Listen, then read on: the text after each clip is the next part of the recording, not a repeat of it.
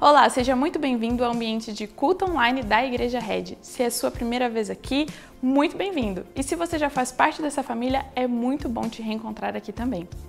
Bom, hoje é o nosso último culto nesse formato aqui, porque semana que vem nós teremos o culto presencial. Nós retornaremos com os 3 horários, 10h30, 5 e 7. Se você perdeu as inscrições, não fique preocupado, porque teremos transmissão.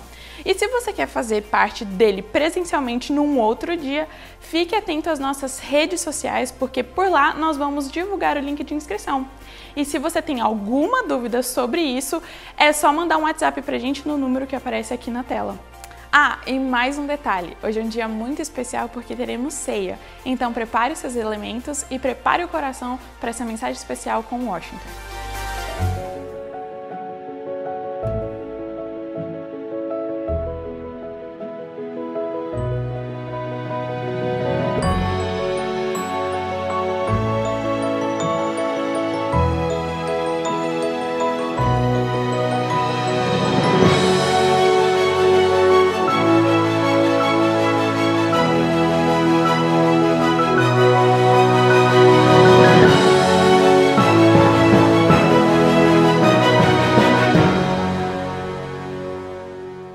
Olá, que alegria saber que você está aqui conectado comigo, conectado com a gente, com todas as pessoas que também estão assistindo ou assistirão esse culto online sobre a ceia, mas ainda mais esse culto que marca o último culto no formato online da Igreja Red. Daqui a alguns dias nós estaremos de novo juntos presencialmente e a gente está muito animado, está muito feliz para que isso aconteça.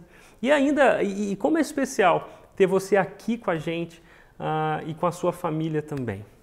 Hoje o nosso assunto é a ceia não é o que você pensa. Eu quero conversar com você sobre um assunto, né? A ceia, que talvez seja um dos mais confusos e estranhos para as pessoas que não são cristãs e até mesmo para aquelas que já decidiram ser um discípulo de Jesus, seguir os seus passos. Mas o que de fato significa a ceia? Será que o que se faz por aí representa exatamente aquilo que a Bíblia ensina? Você já se perguntou sobre isso? Você já ficou meio confuso e atrapalhado quando um amigo não cristão te perguntou: cara, o que é aquilo, a ceia? O que vocês fazem? O que isso significa? Talvez você tenha tido algumas experiências meio constrangedoras com esse assunto, mas eu queria te ajudar hoje a olhar para a Palavra de Deus e a entender a beleza, a simplicidade e também a profundidade daquilo que Jesus convidou os seus discípulos a fazer, a ceiarem em seu nome, como algo que seria importante para a saúde espiritual de todo cristão, mas também para a saúde espiritual de toda a Igreja de Jesus ao longo de todos os tempos. Por isso, para que nós conversemos hoje sobre a ceia, talvez ela não seja aquilo que você pensa, eu queria primeiro desconstruir alguns equívocos, algumas mentiras que podem representar a ceia para você, ou que você talvez tenha sido exposto ao longo do tempo. Então eu queria começar o nosso papo hoje te mostrando o que a ceia não é, tá bom? O que a ceia não é. Primeiro, a ceia não é um ritual vazio. Infelizmente, a Igreja de Jesus celebra a ceia há tanto tempo e de maneiras tão talvez litúrgicas, que é aquela coisa que uma igreja faz, como ela organiza o seu culto, que o ritual que antes era cheio de significado, cheio de beleza e de importância, se tornou um mero ritual vazio. Eu não sei você, mas eu cresci na igreja, cresci nesse ambiente cristão e muitas vezes aquela data, aquele dia onde nós pegávamos o pão, pegávamos o suco da uva, representando o vinho, e ceávamos juntos, não passava de um ritual vazio. Uma simples prática religiosa, um dogma que não acrescentava em nada àquilo que Jesus realmente quis que acrescentasse em nossas vidas. É óbvio que a palavra de Deus nos ensina a como nos relacionar com Ele. E Jesus nos conhecia muito bem. Jesus não foi um mero sacerdote ou um homem da religião, pelo contrário, o próprio Deus que nos ama, nos salvou e nos ensinou a nos relacionarmos com Ele mesmo. Por isso, quando Jesus convidou os seus discípulos na noite em que ele foi traído para ceiar juntos, ali mesmo, ele instituiu um princípio, uma prática para que aqueles discípulos não esquecessem quem ele era, o que ele queria deles e o que ele iria fazer. Por isso é um absurdo entender a ceia como um mero ritual. Ela não é um ritual vazio. Ela também não é uma espécie de triagem espiritual. Muitos cristãos, quando chega o dia da ceia, ou o dia em que a igreja vai cear, eles se sentem meio que numa sala de triagem de um hospital, de uma clínica. A sala de triagem é onde você entra naquela sala, alguém olha para você e define qual o seu estado. Você está doente? A sua enfermidade é urgente? Não, ela não é tão urgente, ela pode esperar. Você é uma prioridade? Não, você não é uma prioridade, você está muito mal. Não, você não está tão mal assim. Muitos entendem a ceia como uma espécie de triagem espiritual, como aquele momento onde você chega junto da igreja, é convidado a examinar a si mesmo, e se você não estiver legal com Jesus, você não pode cear. Se você não estiver legal com Jesus, você não pode participar dessa mesa, e eu queria dizer que, deixa eu dizer uma coisa para você, isso é um absurdo. Jesus deixa muito claro que nós somos convidados a ceiar com Ele e a ceiar como igreja, para que nós cresçamos espiritualmente, para que nós celebremos e não necessariamente para que nós sejamos excluídos desse privilégio. Então, se em algum momento você se sentiu excluído, passou por essa triagem e foi diagnosticado como um pecador miserável que não pode ceiar com os outros, que são mais santos do que você, não te ensinaram direito, isso não tem a ver nada com o que a Bíblia nos ensina. Então a ceia não é um ritual vazio, mas também não é uma triagem espiritual, e a ceia não é uma refeição comum. Quando nós usamos do cálice, o suco da uva e o pão para ceiar, apesar desses elementos serem elementos comuns, aquilo que está em torno desse momento que temos como igreja não é uma simples refeição.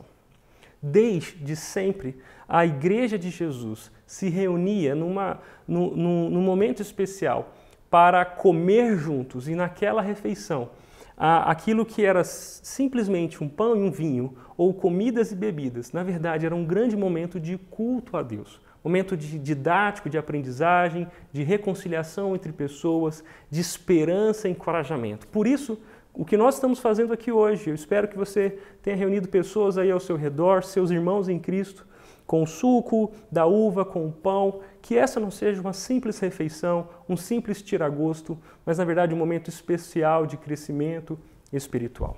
Por isso, já que a ceia não é um ritual vazio, nem uma triagem espiritual, muito menos uma simples refeição, mas refeição comum, eu queria te dizer que a principal lição que a ceia do Senhor nos ensina é que Jesus morreu para nos unir, Ele voltará para nos reunir e seu amor nós podemos repartir. Se você pudesse resumir essa mensagem, eu gostaria que você entendesse que Jesus morreu para nos unir. Nós vamos falar sobre isso hoje.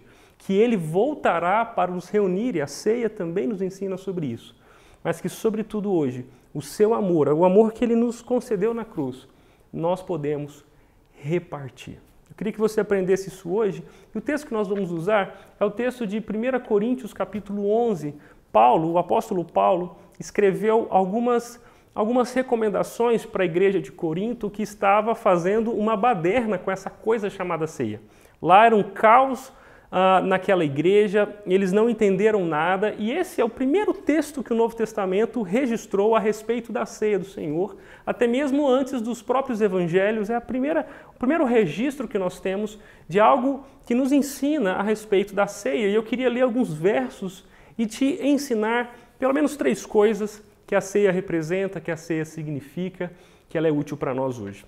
A primeira coisa é que a ceia nos ajuda a relembrar. Quando nós estamos juntos como igreja para ceiarmos pão e vinho, nós primeiros estamos olhando para trás, relembrando aquilo que Jesus fez por nós na cruz. Ele morreu para nos salvar, ele morreu para unir aqueles que estavam separados, seja os homens em relação a Deus, seja os homens em relação a eles mesmos. Todo homem sem Jesus está longe de Deus e todo homem sem Jesus está longe do outro. Foi isso que o pecado fez e Jesus é o nosso reconciliador, aquele que nos reconcilia entre nós e Deus, o reconciliador entre nós e Deus, mas também o reconciliador entre nós e os outros. Sem Jesus é impossível conhecer a união. Sem Jesus é impossível reconciliação. E é na cruz de Jesus que nós temos a prova do amor de Deus, mas também a prova do seu poder de unir aqueles que estavam separados. Por ser um ato que nos faz relembrar, Paulo diz o seguinte, ele diz assim: pois eu lhes transmiti, falando à igreja de Corinto, eu lhes transmiti aquilo que recebi do Senhor. Na noite em que o Senhor Jesus foi traído, ele tomou o pão, agradeceu a Deus, partiu e disse: este é o meu corpo, que é entregue por vocês. Façam isso em memória de mim. A primeira grande verdade que a ceia nos ensina é nos relembrar daquilo que Jesus fez. Quando Paulo diz as palavras, ele replica as palavras de Jesus dizendo: façam isso em memória de mim. Ele está nos ensinando que Jesus sabia que nós esqueceríamos dele. Jesus sabia que o ser humano precisa de alguns recursos para sempre se lembrar daquilo que ele não pode esquecer. Isso faz parte da nossa vida. Eu sei que você, com certeza, anda esquecendo as coisas por aí. Eu mesmo me mudei recentemente e eu moro no 15º andar do prédio onde nós nos mudamos e eu estou muito frustrado comigo mesmo porque eu percebi o quanto que eu sou capaz de descer os 15 andares, entrar no meu carro e perceber que eu esqueci, às vezes a chave do carro, às vezes, sei lá, alguma coisa importante que eu precisava levar para o meu próximo compromisso, e aí eu tenho que subir de novo os andares e buscar aquilo que eu esqueci. E nós esquecemos o tempo todo. Coisas fúteis, como uma chave, como um caderno, uma mochila, mas também nós esquecemos coisas muito importantes. Esquecemos muitas vezes quem Deus é em nossas vidas, esquecemos compromissos que nós assumimos com Deus, compromissos que nós assumimos com as pessoas, nós nos desviamos, muitas vezes, por uma espécie de Alzheimer espiritual. Mas quando Jesus, numa das noites mais importantes que ele teve com seus discípulos, ele estava diante deles, ele os ajudou a encontrar uma forma de periodicamente não se permitirem esquecer sobre o seu amor. É por isso que quando Jesus pegou o cálice e o pão, ele parte o pão e diz: repartam o pão e se lembrem, façam isso em memória de mim, para que vocês não esqueçam do que vai acontecer nas próximas horas. Jesus estava numa quinta noite, na sexta-feira, ele morreria na cruz para salvar aqueles homens. Mas por mais que aquele evento seria dramático, trágico, e que no domingo ele ressuscitaria, a natureza humana, com certeza, seria uma grande tentação e os ajudaria, de alguma forma, a esquecer do que Jesus fez. Por isso, quando Jesus diz, façam isso em memória de mim, ele está nos ensinando a lembrar daquilo que nós não podemos esquecer. Com certeza você tem algum tipo de memorial em casa também. Talvez uma carta que trocou com a sua esposa, que na época era sua namorada, e de vez em quando você lê aquela carta, ou você se lembra daquela foto, e isso traz de volta à tona verdades, sentimentos, e te faz lembrar de compromissos, enfim, coisas especiais. Todos nós temos algum tipo de memória, e a ceia é, sobretudo, um grande memorial. Não um memorial vazio e frio, mas vivo e rico, porque nos faz lembrar aquilo que Jesus fez por nós. Eu estive pensando em grandes memoriais da nossa época, e talvez um dos maiores memoriais da nossa geração é o memorial do World Trade Center, lá em Nova York. É um memorial levantado com os nomes das vítimas daquele atentado terrorista. E se você nem precisa ir lá, mas se você percorrer a internet, assistir alguns vídeos, ler alguns depoimentos, você vai perceber que o memorial do World Trade Center tem mantido viva a memória daquelas vítimas, daquele dia que, por mais que seja trágico, foi um dia que comoveu toda uma nação e comoveu todo o mundo em redor daquilo que o homem pode fazer, do mal que o homem pode produzir e do quanto é trágico isso. Memoriais são levantados para que nós não nos esqueçamos de coisas importantes. É isso que Jesus está fazendo, é isso que lá nos Estados Unidos também fizeram em homenagem às vítimas. E eu, pensando na minha vida particular, pessoal, eu me lembrei que eu e minha esposa também criamos um memorial que é muito especial para nós hoje. Quando nós namorávamos, nós tínhamos uma grande notícia para contar para os nossos pais. A notícia era que nós queríamos nos casar.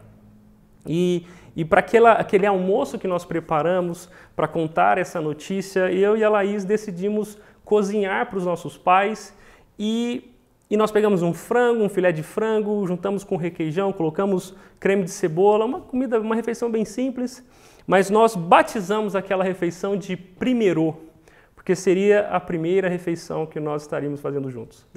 Sei que é bobo, não faz muito sentido para você, mas faz muito sentido para mim e para minha esposa, porque depois já de 6 anos de casados, todas as vezes que a gente pega aquele filé de frango, junta o requeijão, põe creme de cebola e fazemos o primeiro, nos é dado de volta aquele sentimento, aquela lembrança de que o nosso casamento é especial, é importante, nós temos uma linda história e essa história vale a pena ser não só vivida, mas preservada, protegida, e a nossa família, de alguma forma, começou naquela refeição especial. Você com certeza também tem memoriais, e o que Jesus está dando para a igreja é um grande memorial daquilo que Ele fez por nós, daquilo que Ele quer que nós façamos. E por isso, Paulo continua dizendo, ele diz assim, pois eu lhes transmiti o que recebi do Senhor, mas o destaque que eu quero dar para você é que Jesus fez isso na noite em que foi traído. Jesus estava partindo o pão com Judas, com Pedro, e dali a pouco o próprio Judas o trairia, dali a pouco o próprio Pedro o negaria. Seria a pior noite, uma noite de muito ódio e violência contra Jesus. Na verdade, foi a noite onde ele se manteve aberto a amar essas pessoas e a partir o pão com elas. Na noite em que o Senhor Jesus foi traído, ele tomou o pão e partiu, consagrando a própria vida em favor daquilo que Deus queria fazer através dele.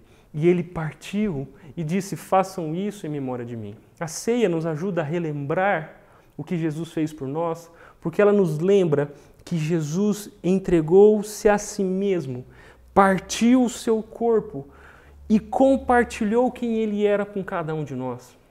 Todas as vezes que nós nos sentamos e nos reunimos para ceiar, nós partimos o pão e compartilhamos, repartimos o mesmo pão entre nós, como uma memória de que Jesus é o pão da vida que foi partido em nosso favor.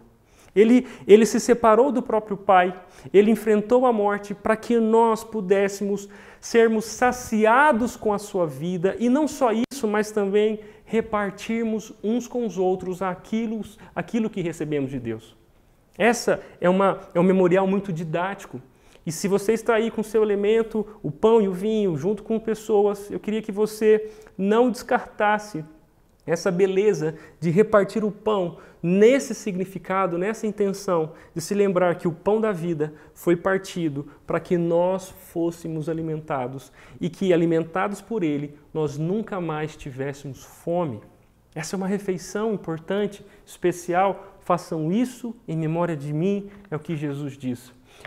Paulo também diz assim, da mesma forma, depois da ceia, ele tomou o cálice e disse, este cálice, eu imagino Jesus pegando o copo com o vinho e dizendo aos seus discípulos que com certeza não estavam entendendo muito bem o que estava acontecendo, ele disse assim, este é o cálice da nova aliança. E essa nova aliança é confirmada com o meu sangue. Façam isso em memória de mim, sempre que o beberem.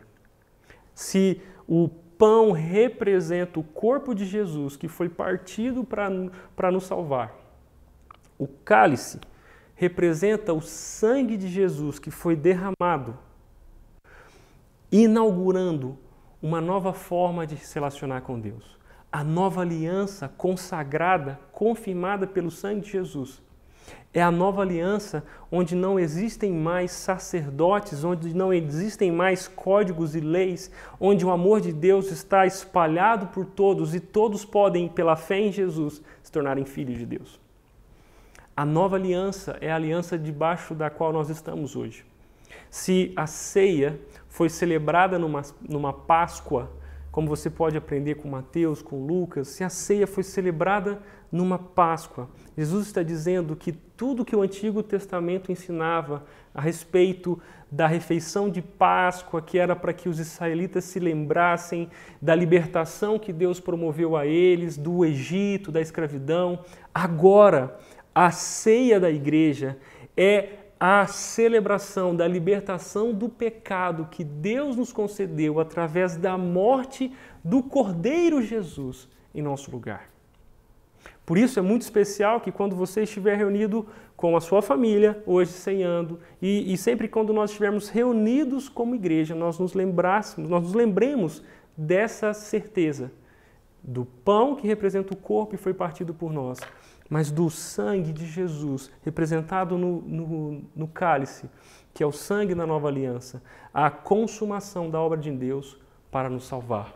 Paulo diz isso, e a segunda lição que a ceia nos ensina e nos convida é a refletir. Porque se nós olhamos para o passado, relembrando do que aconteceu, agora nós somos chamados para olhar para o presente e refletir sobre como essa verdade que nos salvou agora está sendo vivida, experimentada no nosso tempo presente, no dia de hoje. Por isso, se nós somos chamados a relembrar, nós também somos chamados a refletir. E o que Paulo diz, ele diz o seguinte, portanto, diante dessa verdade do que significa a ceia, examinem-se antes de comer do pão e beber do cálice. Pois, se comem do pão ou bebem do cálice sem honrar o corpo de Cristo, comem e bebem julgamento contra si mesmos. Aqui é um versículo muito importante desse texto que nós estamos lendo, porque Paulo está convidando aquela igreja dos Coríntios a refletirem se o que eles estão fazendo é de fato aquilo que Deus quer que eles façam. Afinal de contas, a ceia diz respeito ao amor de Deus que nos uniu. Por isso é uma grande festa onde nós celebramos a nossa união em Cristo. Mas o que os coríntios estavam fazendo, na verdade, era uma celebração da desunião, da divisão. Eles não esperavam uns pelos outros, os ricos comiam mais e comiam primeiro, os pobres não tinham o que comer e passavam fome. E ao invés da igreja ser uma grande reunião de pessoas diferentes que foram unidas pelo mesmo amor de Jesus, na verdade era a reunião de pessoas diferentes que continuavam celebrando as suas diferenças, estavam separadas umas das outras. E como Corinto não estava entendendo que a ceia do Senhor se representava, muito menos experimentando isso, eles estavam sendo julgados por Deus. E aí Paulo diz, examine-se cada um a si mesmo antes de comer do pão e beber do cálice, porque como um grande memorial, essa refeição nos lembra de quem nós somos e de como o amor de Jesus mudou a forma com que nós nos relacionamos. Por isso é uma celebração que Deus não deu para você. Por isso que não é possível celebrar a ceia sozinho. A ceia é uma celebração que Deus deu para a igreja, para os discípulos de Jesus. Discípulos que entendem o que ele fez e que agora estão amando uns aos outros e crescendo nesse amor.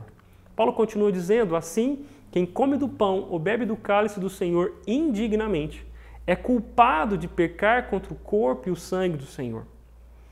Existe muita controvérsia sobre o que significa esse ceiar indignamente. Mas uma leitura simples desse texto que nós estamos lendo nos ensina que ceiar indignamente não tem necessariamente a ver com alguma postura ética ou moral que vocês têm tem assumido na vida, é antes disso.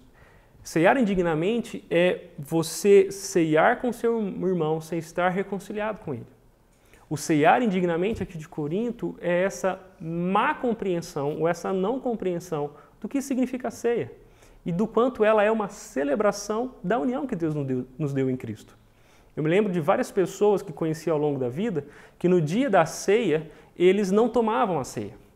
E olhando para o texto bíblico, essa é uma postura péssima, porque quando você, diante da ceia, diz eu não quero tomar porque eu não estou digno, você está dizendo eu não aceito o que Jesus fez por mim e eu não estou disposto a repartir o que ele fez por mim com as pessoas ao meu redor. Ceiar indignamente é ir para a ceia sem essa compreensão da transformação que Jesus nos chamou a viver.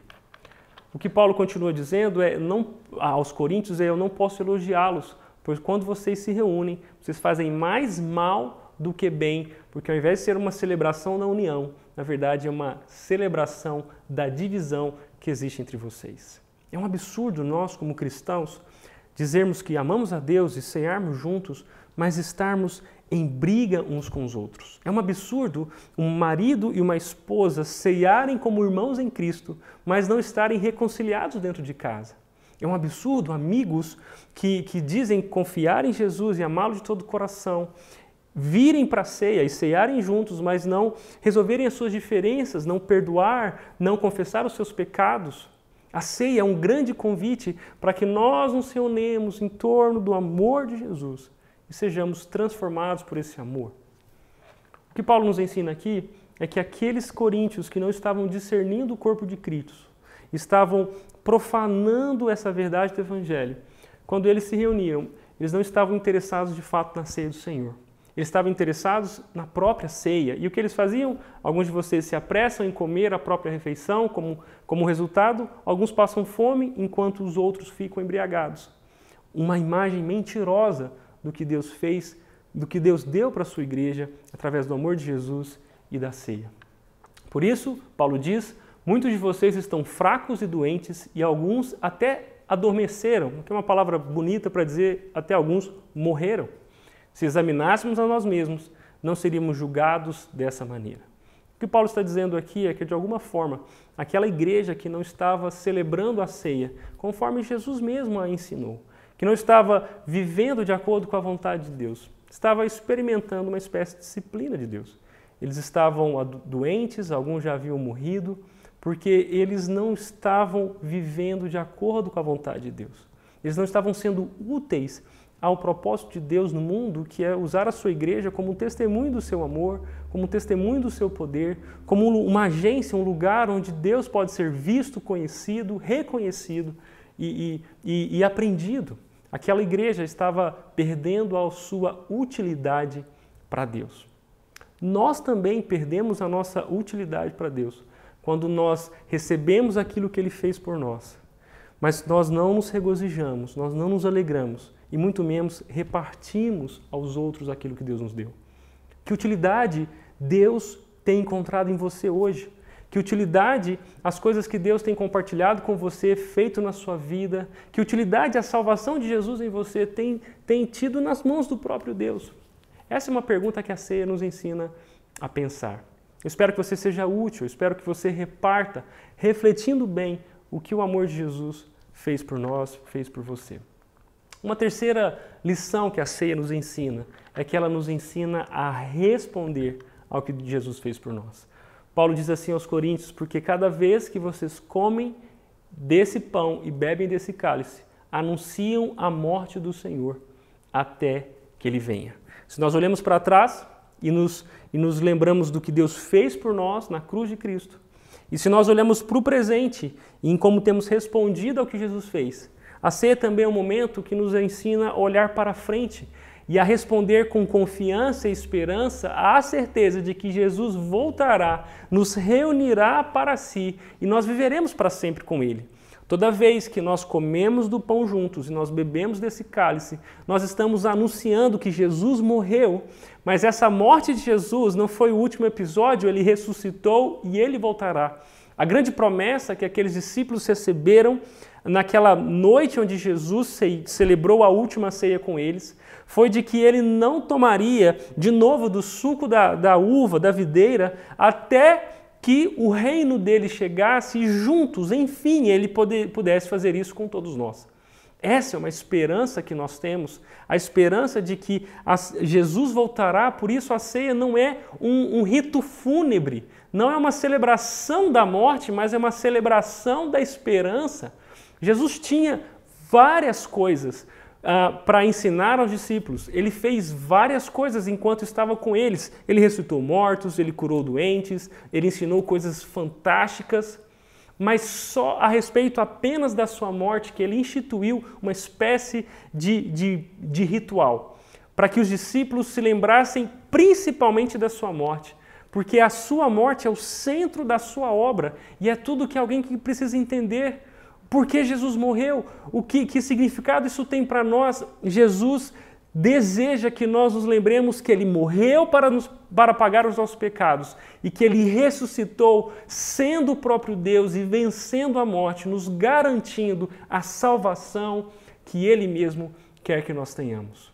É por isso que a ceia é um convite a responder com alegria e esperança a essa verdade.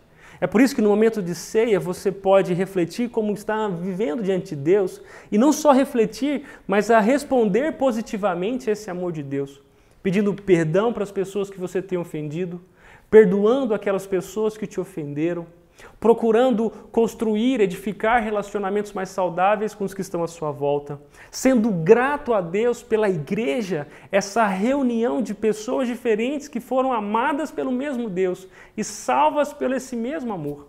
A ceia é um convite a respondermos com alegria. Por isso, eu queria encerrar o nosso tempo juntos, te lembrando que Jesus morreu para nos unir, Ele voltará para nos reunir e o seu amor nós podemos hoje repartir. Por isso, o que nós vamos fazer agora não precisa ser um ritual vazio. Não tem nada a ver com uma triagem espiritual. E nem mesmo é uma simples refeição comum. É um convite de Deus para que nós relembremos o que Ele fez, reflitamos em como temos vivido, mas também respondamos com alegria e esperança ao que Ele vai fazer. Eu queria, para encerrar o nosso tempo, te ajudar a refletir e praticar sobre algumas coisas. A primeira delas é: que reconciliações precisam acontecer agora em sua vida? Aqueles coríntios pecaram e estavam errados porque não estavam respondendo positivamente ao amor que eles receberam de Deus. E você? Como tem respondido ao amor de Deus? O amor de Deus tem sido refletido nos seus relacionamentos? Eu tenho certeza que o problema do mundo não é falta de amor, é uma falta da transmissão desse amor. Porque se Deus é amor, o amor de Deus está à disposição de todos nós. Mas não necessariamente todos nós, quando recebemos esse amor de Deus, temos transmitido, repartido ele com os outros. Que reconciliações precisam acontecer hoje na sua vida? A ceia é um convite para que você se reconcilie com Deus, mas também para que você se reconcilie com pessoas. O segundo ponto que eu gostaria de te ajudar a pensar é: compartilhe com alguém o que mais te marcou hoje. A ceia é um grande convite para que você e mais alguém, você e a sua igreja, você e seus irmãos em Cristo, se lembrem do que Jesus fez. Celebrem o que Jesus fez, por isso eu não queria que você fizesse isso sozinho. Manda um WhatsApp para alguém, faz um print, enfim, poste no Instagram, converse diretamente, pessoalmente com alguém sobre o que essa mensagem representa para você hoje, sobre o amor que Jesus tem por você. Compartilhe com alguém algo que te marcou aqui hoje nesse nosso papo. É importante, a ceia é algo comunitário, tem a ver com a comunidade de Jesus. E por fim, a minha última dica para você é: celebre a Jesus com alegria agora por meio da ceia. Nós vamos, e eu espero que você tenha se preparado aí, nós vamos tomar do vinho, comer do pão, nessa memória alegre daquilo que Jesus representa nas nossas vidas. Nós aprendemos o que a ceia não é o que muito se diz por aí, talvez não tenha sido o que você pensa, mas agora entendendo o verdadeiro significado disso que Jesus nos ensinou a fazer. Nós vamos entrar no drama da redenção e nos colocar e sentar à mesa de Jesus e aguardar que Ele nos tome para si, celebrando juntos a ceia de Jesus. Eu queria te convidar a fazer isso agora. Talvez você possa orar com as pessoas que estão ao seu redor. Eu vou orar com você, depois nós vamos comer. Nós vamos terminar esse culto celebrando a Deus com uma música muito especial, mas principalmente pelo amor que Ele nos deu em Jesus. Deus, muito obrigado, porque o Seu amor foi derramado sobre nós lá na cruz do Calvário. O Senhor é um Deus de amor que nos transformou e esse amor nos tem transformado. Obrigado porque como igreja, através desse momento simples, nós podemos encontrar uma profundidade sem fim. Essa profundidade do que o Senhor fez por nós em Jesus e essa profundidade dessa transformação que o Senhor nos convida hoje a viver por causa desse amor.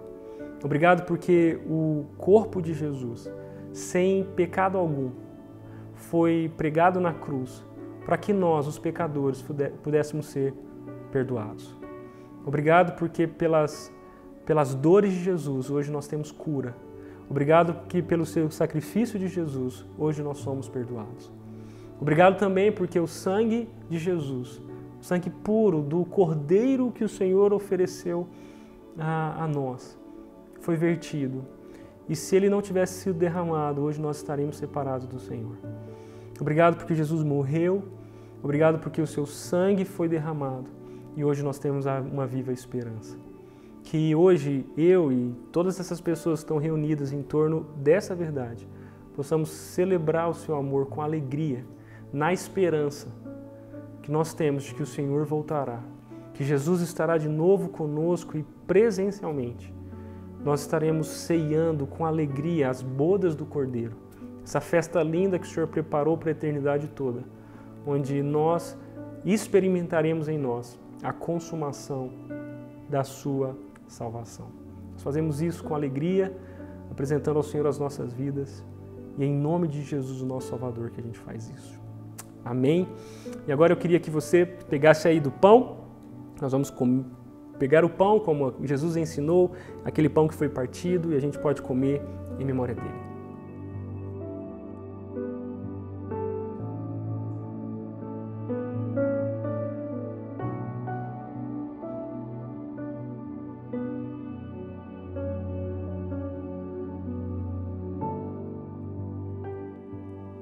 De igual modo, não só o pão, mas também o cálice, o suco da uva. Agora a gente pode beber, nos lembrando que Jesus derramou o seu sangue para que a gente possa ter uma nova vida com Ele.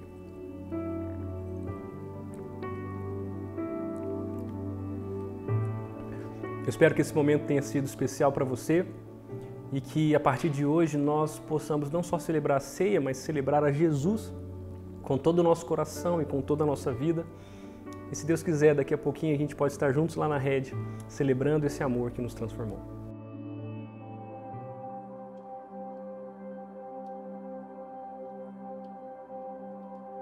No princípio era o Verbo, com Deus o Altíssimo.